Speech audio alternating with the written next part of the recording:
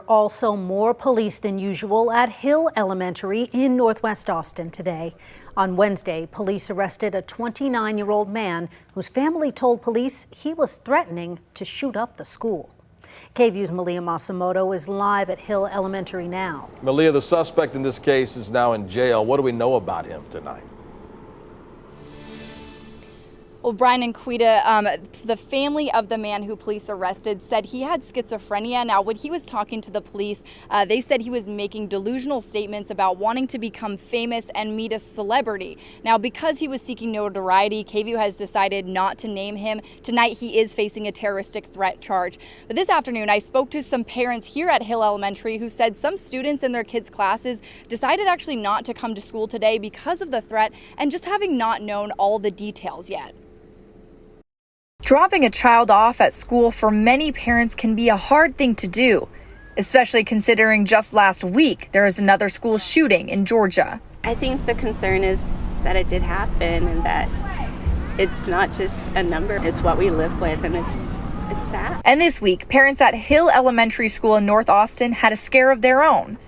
Wednesday evening, Austin police arrested a 29-year-old man going through a mental health crisis and threatening to shoot the school. Anna Ansari, the parent of two Hill Elementary School students, said several students in her kids' classes stayed home from school on Friday. I think that was the hardest thing, and just trying to process, do we feel safe going to school, do we not? But Tava Barak has a fifth grader at Hill Elementary and also works as a substitute teacher.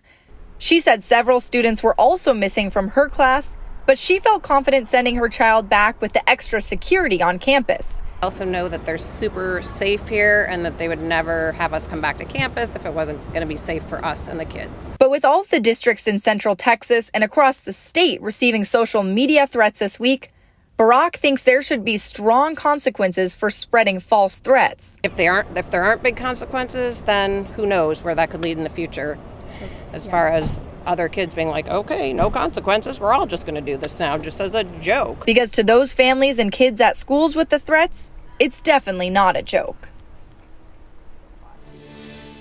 Now, police and district leaders across Central Texas have taken a strong stance on these threats, saying there will be legal consequences for creating or even just spreading these threats online. Now, here in Texas, you can use the iWatch Texas app or website to report a threat to multiple law enforcement agencies or call the police, call 911 if there's an emergency. In Austin, Malia Masamoto, KVUE News.